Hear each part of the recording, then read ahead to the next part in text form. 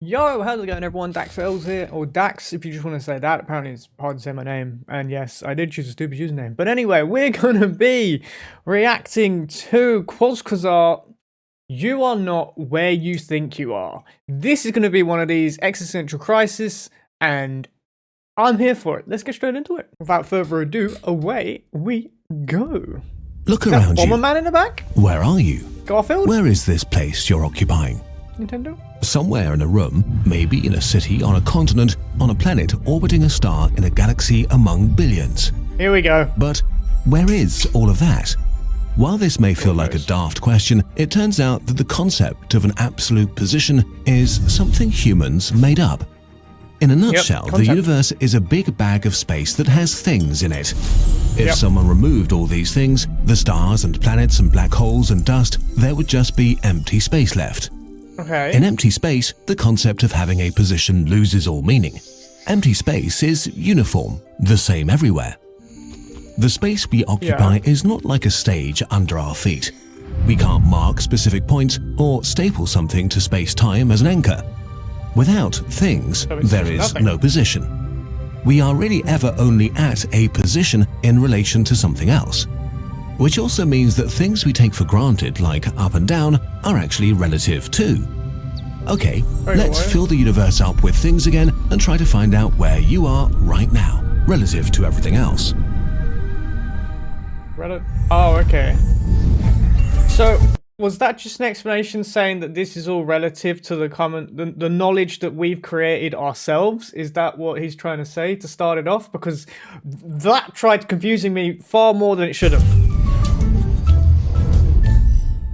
Is what I'm getting. That's what I took from that.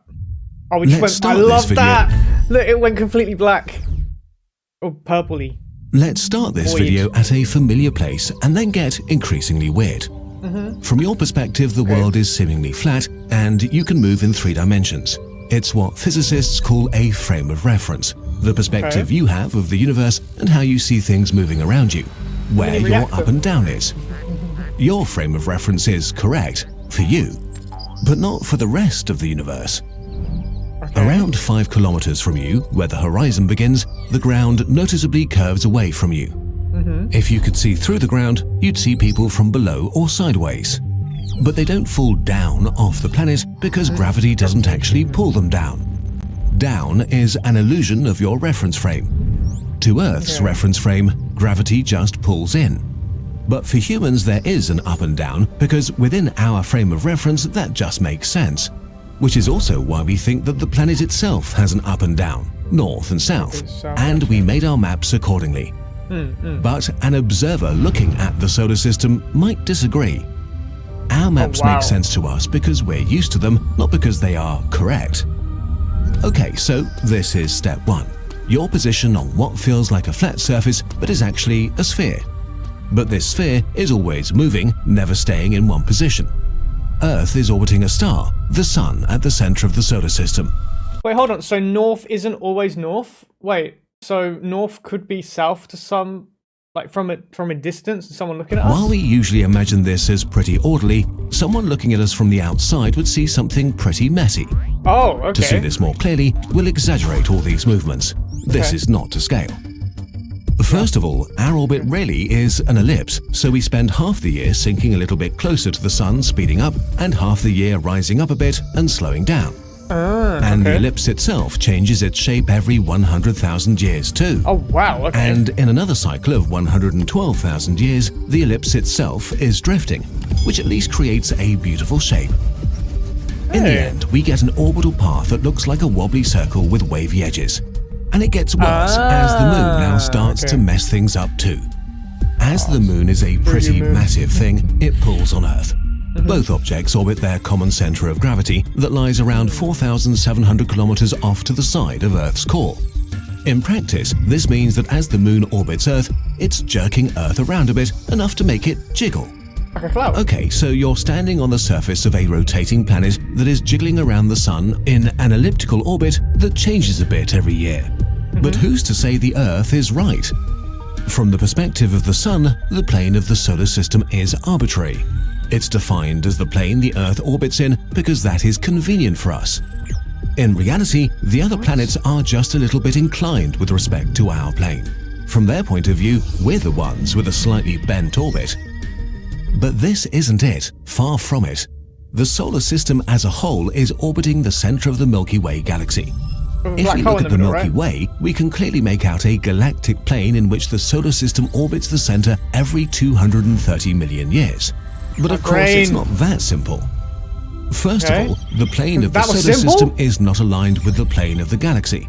Nothing really is. Just like the planets in the solar system orbit the sun on their own planes, so do all the stars orbiting the galactic center. The solar system as a whole is tilted about 60 degrees towards the galactic plane, speeding through space at almost 1,000,000 kilometers per hour. Someone in the center of the galaxy would see the orbits of the planets moving through space in a helix shape, which you can imagine as a corkscrew motion on the tilted plane of the solar system relative to the plane of the galaxy. Yo, that actually looks This sick. orientation in space means that sometimes the planets are sort of in front of the sun as it orbits around the galactic core. Let's just look at this for a moment. So we're sideways. Well, There is a strange and eerie beauty about how our planets and the sun move through space. Do you feel a bit dizzy? It gets worse. This is still not the whole story, because the mass of the galactic disk is constantly pulling on the solar system too. Like a drunk dolphin, we're diving down and shooting up hundreds of light years through the galactic plane, 10 times every orbit, along arcs thousands of light years long. We haven't mapped this motion out completely, as it takes the solar system tens of millions of years to go up and back once, and well, humanity is not that old. Let's look at your relative position again. On a planet tilted towards the sun, jiggled around by the moon, in a solar system tilted towards the galactic plane, moving forward in a helical shape, diving up and down through the plane. But where is up in a galaxy?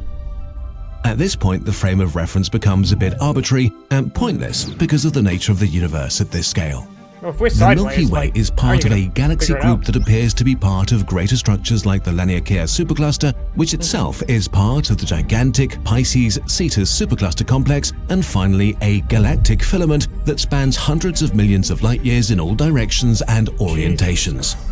Someone looking right at us from that far away will only see the end of greatness.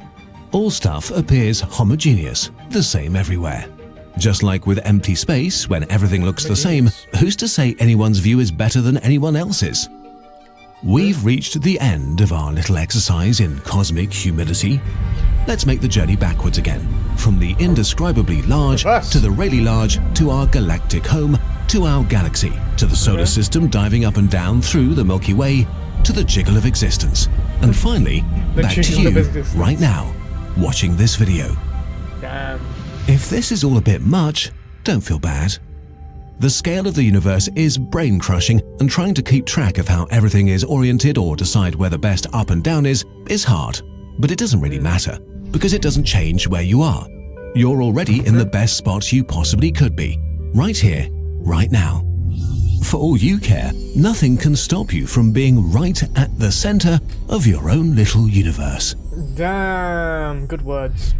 Perspective really is everything.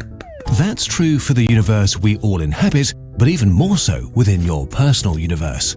The way your life will unfold also depends on what you consider possible. Brilliant. Is it Take brilliant? us at Kurzgesagt. Never mind. Our passion is to spark curiosity for science and make videos for free. But this is not a great business model, so we began to create our own lines of science posters, calendars, and fun Kurzgesagt merch, pieces of Kurzgesagt that you can take home and touch. And we're doing this with Shopify, who were also so kind as to sponsor this video, which delighted us because we've been using their platform for years now. Shopify is an e-commerce platform that allows you to start and grow your business. And by starting a business, we really do mean from scratch. If you want to sell your handmade ceramic mugs out of your bedroom today, you can. But not just that, if you want to scale your one-man show to a sizable team, then Shopify has the tools to support you on your journey. Now, you just have to get started. Go to shopify.com/Kurzgesagt to get a free 14-day trial. If you think that this idea doesn't apply to you and your ideas are too small, we want to encourage you to think again. The first video on this channel was a university project, and Kurzgesagt itself was a creative outlet. Eventually, we grew into a business and the team that is making That's actually videos for you crazy today. thinking of it like and all that. of that just because we wanted to try out something new. It was a college This project. is exactly the sort of thing that Shopify is determined to support, and you can build your own thing with it. After all, whether your idea is still just a dream or might turn into a plan today is also just a matter of perspective. Millions of businesses in over 175 countries are currently using Shopify to sell their products, and we are one of them. Thanks to them for helping us get here, and thanks to all of you for making our channel possible. That's crazy, man. Like, they were just that wasn't as existential crisis as I thought it was going to be, by the way. I think I'm numbed to Quasqua's art now. I've watched too many of these to actually worry. But anyway, that was a brilliant video. As always, they always do brilliantly. Yeah, make sure you check out their channel. I will see you in the next one. Make sure you hit subscribe if you haven't already. I will see you later.